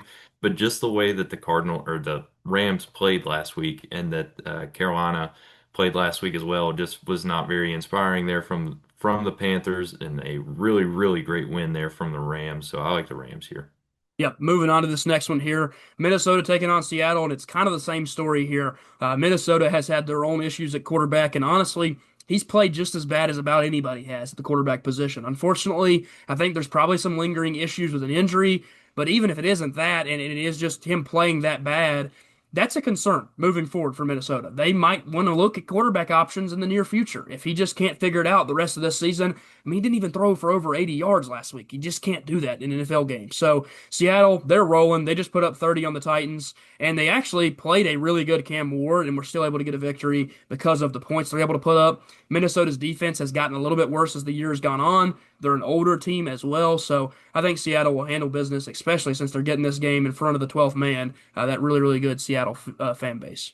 Yep, I'm with you on this one as well. I think this is our widest spread of the week, Yep. this game. I think it's probably the easiest pick of the week as well. 9 has not showed me anything. He's been absolutely terrible. So I don't see him doing it against the Seahawks defense. And then I look for Sam Darnold to pick apart this Minnesota defense and Jackson Smith and Jigba to get things going. So I like Seahawks here. Yeah, another fun statistic I didn't mention during our recap. Jackson Smith and Jigba now has the best receiving season in Seattle Seahawk history. He did that in 13 weeks, 12 weeks. He's got a lot of time left. It's not like Seattle's not had good receivers Yeah, either. yeah. I I mean, they had mean, DK yeah. and they have a history with some receivers. So, yeah, draft Ohio State receivers. That's all I can say. We'll move on to this next game here, and this is probably going to be one of our best games of the Sunday slate. I think that those other games are going to contend it, but Buffalo taking on Pittsburgh in Acrisure Stadium, that's where Pittsburgh is best. We just looked at their record. They've lost a lot of games away from Acrisure, but when they get home, they have a chance. I think the Packers game, very unfortunate for you because you were there, is one of their only home losses. So they play good football there. They might have Aaron Rodgers back. I'll let you give me an update on that before I make a pick. What's your thoughts on Aaron Rodgers? Is he going to play? Yeah, I think it's definitely likely Aaron Rodgers plays this week. I think it was questionable last week, and then Tomlin said in the press conferences that it's likely he's going to play this week. So Okay. I think he should definitely be in there. So with that information, I think that this game, it makes a lot of sense why that spread is 3.5 points now, because I think if it was Mason Rudolph, even though he didn't play bad, that spread would be larger. They can throw the ball up and down the field when they have Aaron Rodgers playing football. You just watched Buffalo struggle like bad. They didn't play very good. And it's tough. It's going to be really, really tough. But I'm going to go with Pittsburgh here. I'm going to take the Steelers to get a huge victory because they need it in a big way, because Aaron Rodgers is coming back, because they want to play at that high level, and because most of the time this season, when the Steelers have had a bad defensive performance, and although last week wasn't all that bad, they scored a defensive touchdown, but even when they've given up a lot of points, the next week they've looked incredible on defense. It's kind of been the thing they've done all year. Buffalo worries me. They have a great running back. They have probably the best quarterback in football. He's definitely in the conversation with a healthy Lamar Jackson and Patrick Mahomes. But they don't have weapons outside of those guys. I mean, Khalil Shakir is your only guy in the slot. That could be concerning because the middle of the field is exactly where Khalil Shakir is going to be setting down most of his routes. But I think Pittsburgh, they play good one week, don't play great the next, and the defense has always been the key for them. So give me Pittsburgh to get a huge victory at home, the place they feel the most comfortable. Yeah, I think it's definitely going to be a super close game. My only concern, like you said, Khalil Shakir, their best target does set the ball down or set down over the middle of the field, and then Pittsburgh, whenever they play Josh Allen, I don't know what it is, but he runs all over them, man. Yeah. It's and then like they he starts running, and he gets down the sideline. Pittsburgh's afraid to hit him, and then he either runs them over or they just like don't touch him. So I don't know what it is, but Josh Allen has pretty much owned Pittsburgh since he came into the league. So I do like Buffalo here. I think it'll be a really, really close game, and Pittsburgh needs it bad. They need it really, really bad, especially now that Baltimore's tied them up, and Baltimore does have the Bengals, which it should be a close game, but Baltimore is favored in that one. So Pittsburgh really, really needs this one, but I do like Buffalo, unfortunately. Yeah, I figured you might go that way, so I had to give you a little bit of hope with my pick. Yeah. Uh, rolling into this next one here. This one isn't a difficult pick to make. Vegas taking on LA, and the Chargers have had their own struggles recently. They played pretty rough against the Jaguars. I think Justin Herbert probably had one of his worst games of his career in that game, but it doesn't really matter when you're playing Vegas. That defense can't stop anybody. We just saw that last week. Even though Shadur Sanders was making his first NFL start, he still threw for over 200 yards and had a couple nice plays. They're not good at all. Vegas's defense is really, really bad. You could argue they're one of the worst in the league, up there with those Bengals that we've talked about. So give me LA to get a big win here in SoFi Stadium, where I don't know if anybody will be there. The fan base for both of those teams might not travel to LA. Yeah, like you mentioned, the Raiders are coming off a loss to the Browns, and they're definitely not playing the Browns this week. They're playing a much better team in the Chargers. So I do like the Chargers here, and I think Justin Herbert might go off in this one. Yeah, he could have the ability to do so. Next one here, Denver taking on Washington, and I assume it's going to be Marcus Mariota again.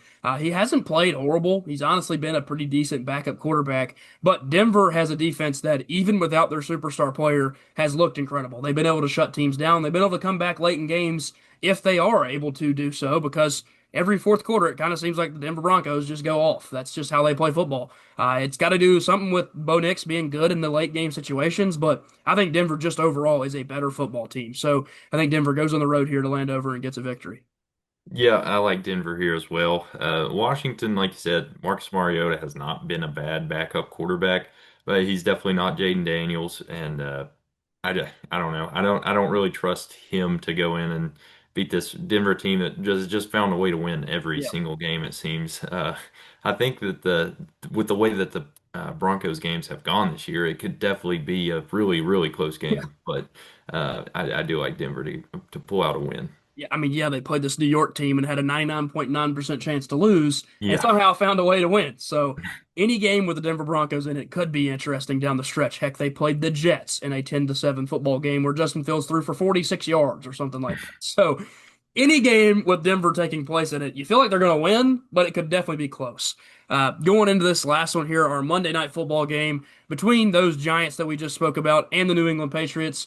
The Patriots are absolutely rolling right now. I will say, New York's pass rush didn't have their best game last game. You're going to think that they're going to want to get after Drake May and try to get in that backfield. That offensive line with New England has their own concerns. Will Campbell, he might not be able to go here because of the injury that he had. So that pass rush could cause even more havoc if they're able to get in the backfield and just make things happen.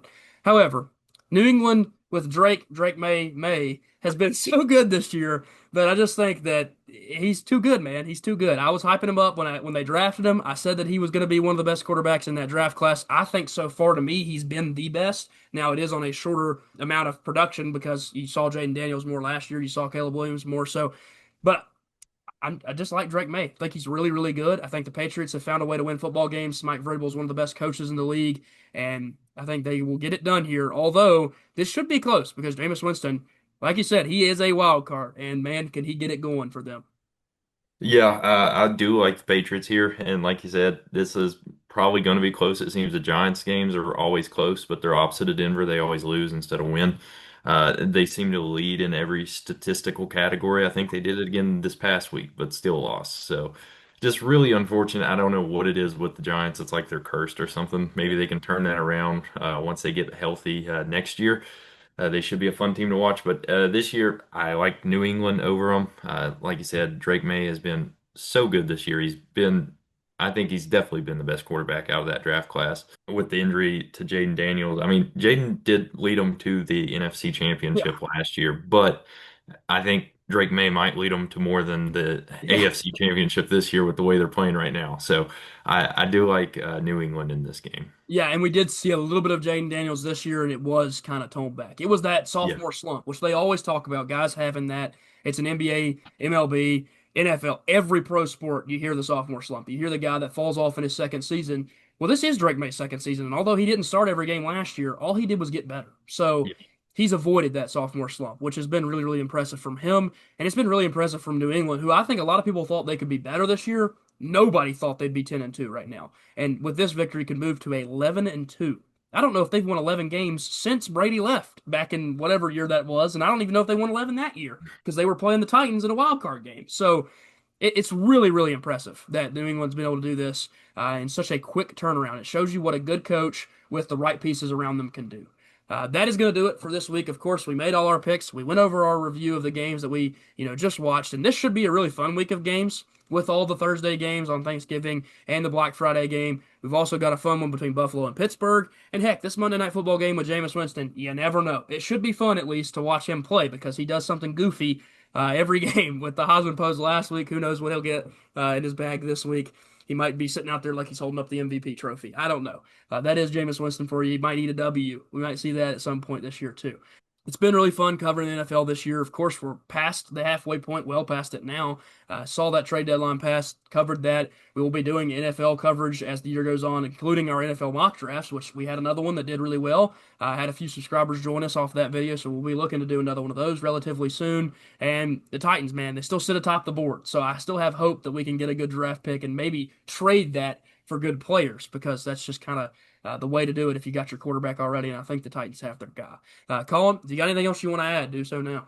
Yep, go Steelers. Hopefully they can find a way to stop Josh Allen this week, but they haven't been able to do it. It's so weird. They're able to like kind of contain Lamar Jackson, but they can't Josh Allen, which I think Lamar might be. I mean, a better. He's definitely faster. Yes. I would say probably a better runner than Josh Allen, but they cannot stop Josh Allen. So hopefully they find a way to maybe just implement the same game plan you do against Lamar Jackson. So Yeah. hopefully they can figure something out though.